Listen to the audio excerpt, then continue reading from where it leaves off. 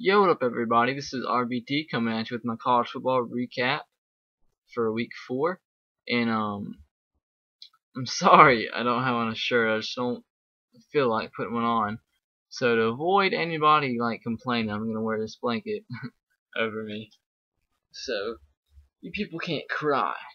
Okay, so moving on to the recap. There's still a few games going on. The most notable was two actually. Clemson, Florida State, but that's basically over 2 minutes left, 49-37. And then Arizona and Oregon, and it's 7-0 Oregon right now. And Arizona State's beating Utah 31-7.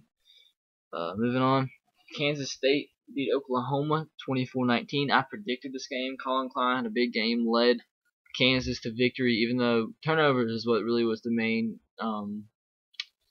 difference in this game. Kansas State got the fumble recovery for a touchdown, and then they forced a fumble in Oklahoma's red zone. I think they're like on the 5-yard line. They've had Blake Bell at quarterback, and I think they snapped it over his head or he just dropped it or something. But Kansas State got the ball and got a field goal off of that play. So what's that?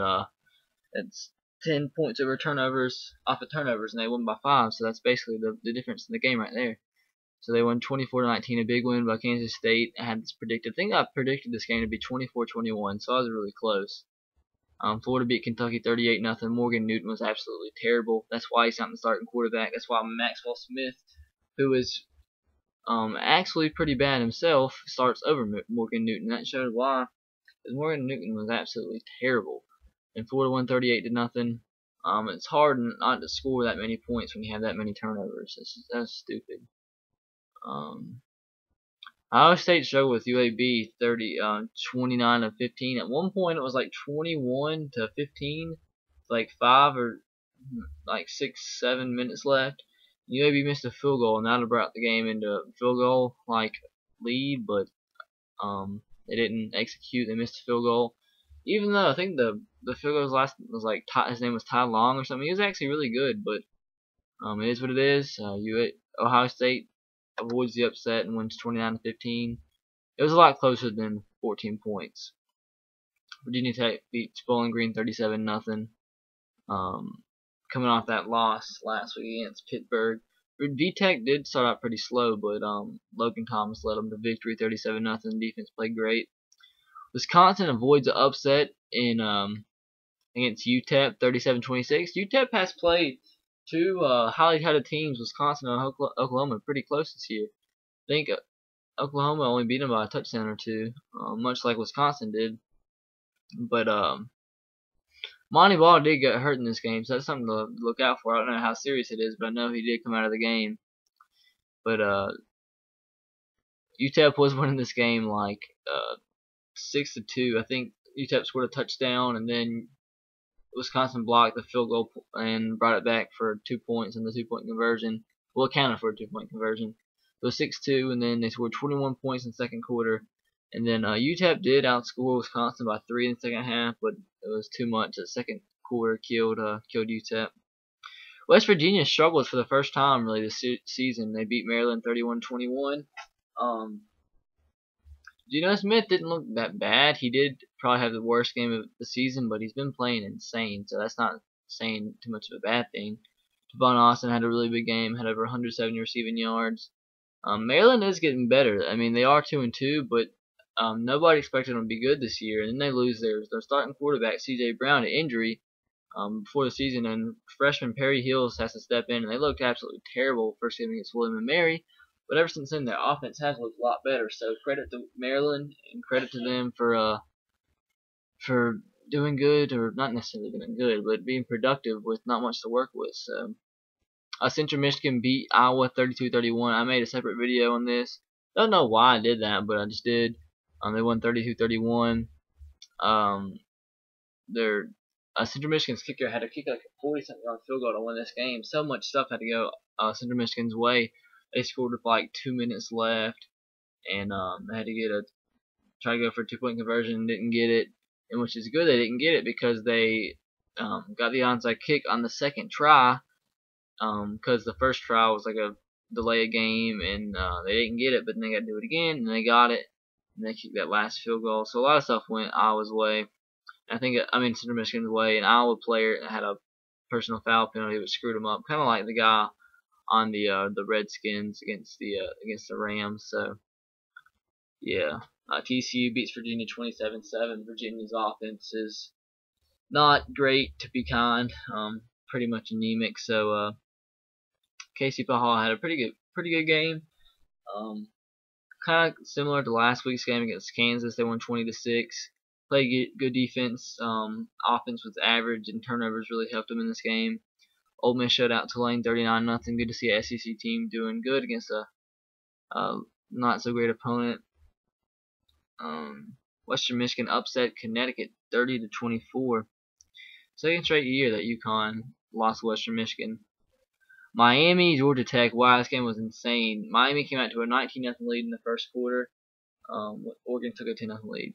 Miami came out to a 19-0 lead. Then Georgia Tech scores 39 straight points. And then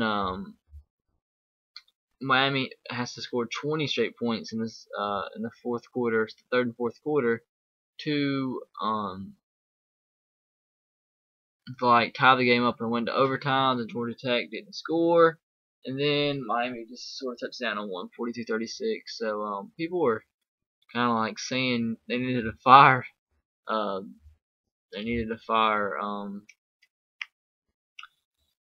Golden, and then I bet they feel pretty stupid now.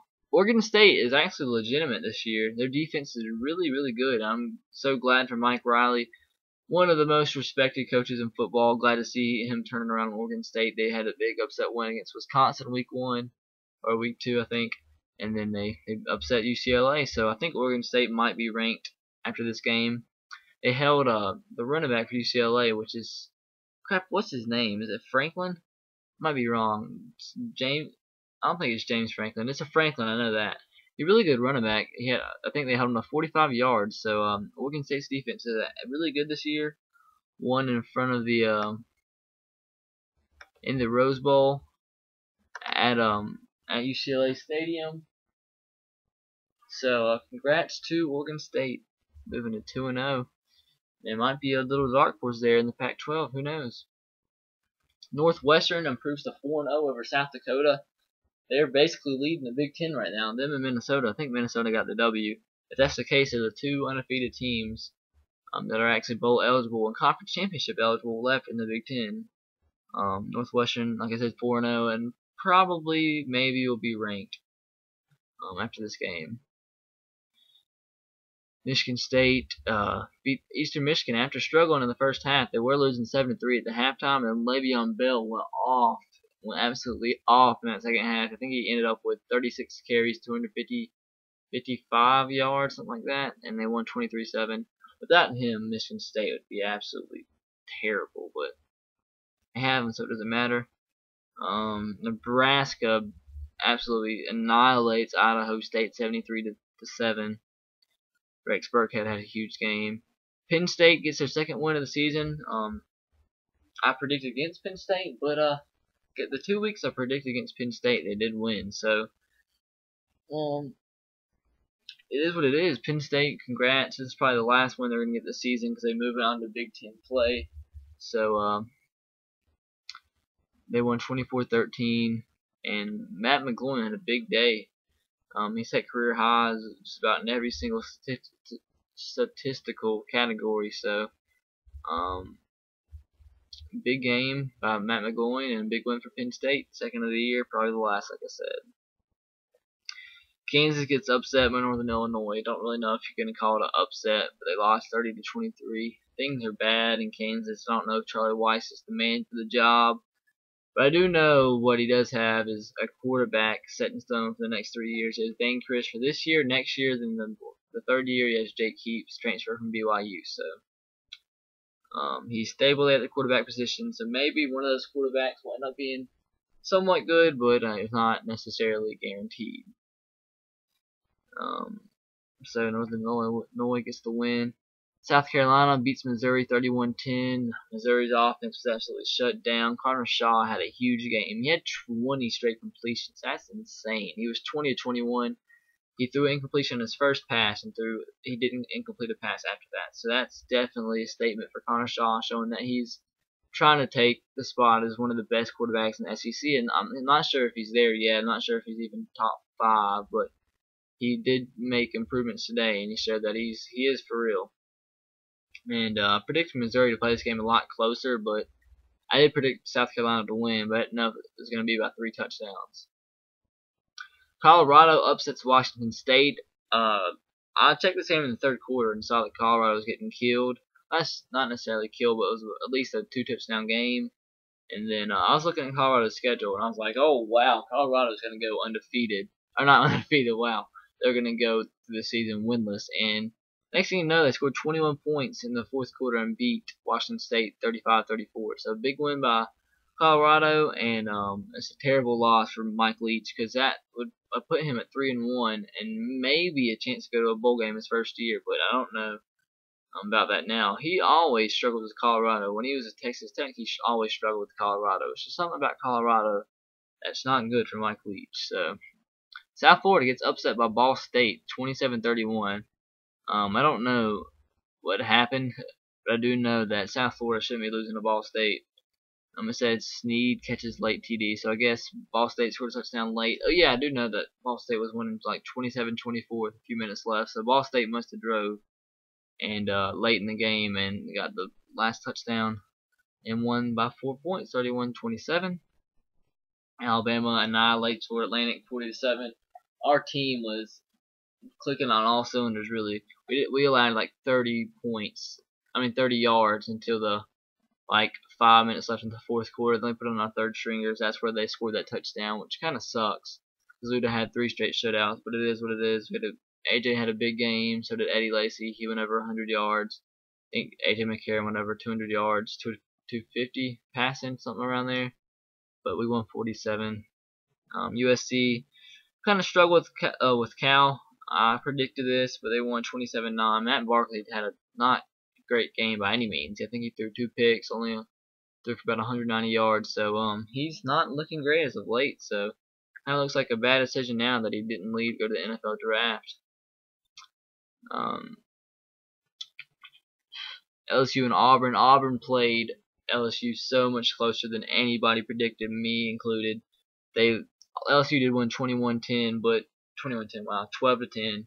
But LSU gave Auburn so many chances, and the difference in this game was a safety, and that shouldn't be the difference between LSU and Auburn. But you got to give Auburn all the credit. Their defense played great. Just sucks that Kyle Frazier did not have a great game at all. But I'm not sure if that really had to do with LSU being LSU and having a great defense. But I do know that Kyle Frazier needs to improve if Auburn wants to be able to go to a bowl game this year. Rutgers beats Arkansas 35-26. Kobe Hamilton for Arkansas went over 300 yards and his team still loses. That is absolutely insane. I've never in 10 years heard of a receiver going over 300 yards in one game. That's ridiculous. And Gary Nova outplayed Tyler Wilson. That's what it came down to. And they won 35-26. While I'm thinking of this, I want you guys to think of this scenario. Rutgers probably will be ranked or close to being ranked after this win against Arkansas. Louisville is already ranked 20 and they beat Florida International, so they'll probably move up a spot or 2 in the polls. But the thing is, these 2 teams play each other the last week of the season, and if you look at their schedules, they very, very easily can both be undefeated going into that game. So you would have 2 Big East powerhouses, 11-0, and if they go 11-0, they'll be very highly ranked, possibly even top 10, maybe top 5 if they go undefeated. And just think about that. If they're both undefeated and they got to play, what's the chances if every other AQ powerhouse has one loss, that the undefeated team that went out of that game goes to the national championship game? That's something to think about. Western Kentucky annihilates Southern Miss 42-17. Western Kentucky is one heck of a team, and if they would not have had to play Alabama, they would definitely be 4-0. They're a team. They're gonna win the Sun Belt, no doubt in my mind. Oh, I don't know. God, I didn't think about that. Louisiana-Monroe's in the Sun Belt. That's gonna be one heck of a game, Western Kentucky and Louisiana-Monroe. Wow, that game day should be going in. That's one heck of a game for real. Western Kentucky's legitimate. Willie Taggart's going to be one snag for some type of school. He might maybe even looking to go to Kentucky because I'm pretty sure Kentucky's going to end up firing Joker Phillips. Maybe even Arkansas. Who knows? They probably will end up firing or just whatever to John L. Smith. That guy's a lunatic.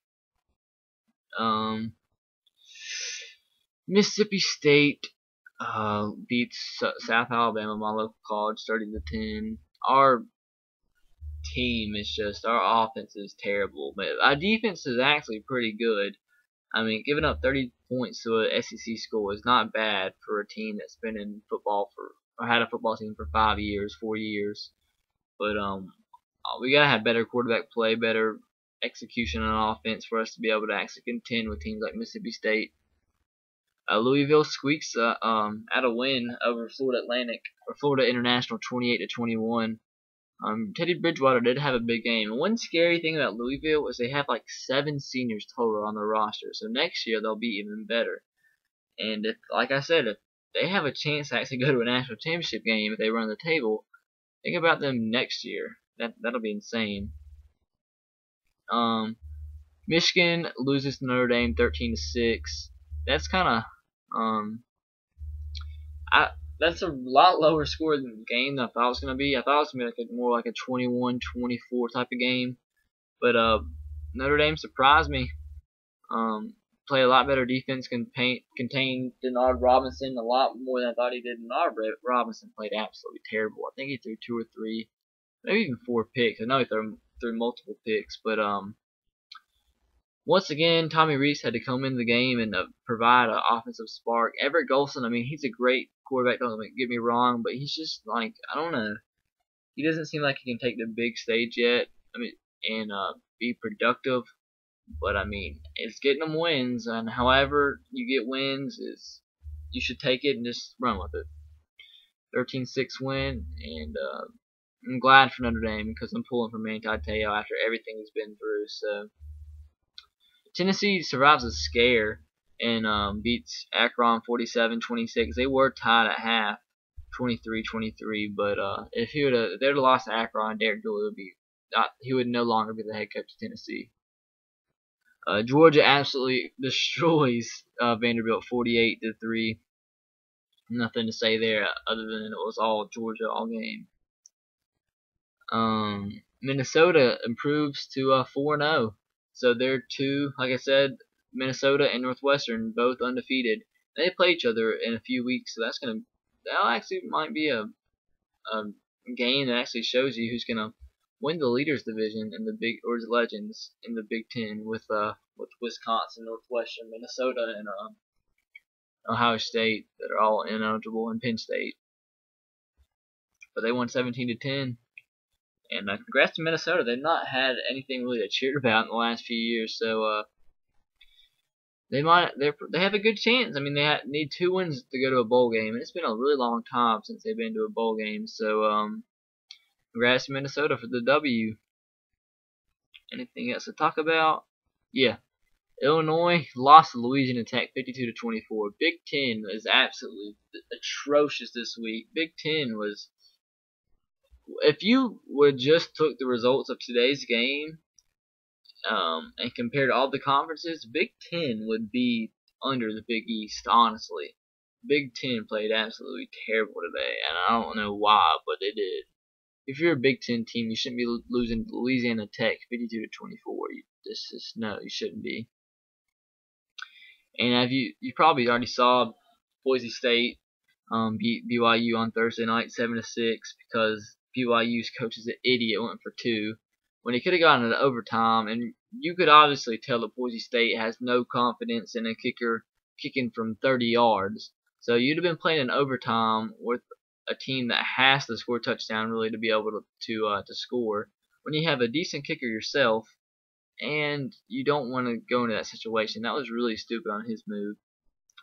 but they won 7-6. It even scored a touchdown on offense. Boise State had to have a pick six, and Louisiana-Monroe loses another close game, 47-42 over Baylor. Kind of sucks. Louisiana-Monroe is one heck of a team. Do not get me wrong. They honestly right now to put them in the SEC, they would not be the. They could beat Kentucky. They could beat Vanderbilt. They probably beat Ole Miss. They would fight Mississippi State. They fought Auburn. That's probably they beat Arkansas, so they'd probably be the third, the fourth, maybe third best team in SEC West. Honestly, they're a really good team, and Colton Browning comes back next year, so who knows how good they'll be next year. I'm pulling for that program. That's a really cool story to have a Sunbelt team to play all these teams close like this. I wish they'd be 3-0. If they were 3-0 right now, they'd definitely be a BCS bowl contender. And I wish to God they'd been 3-0, but it is what it is. So I guess that's that would seem like it went by fast.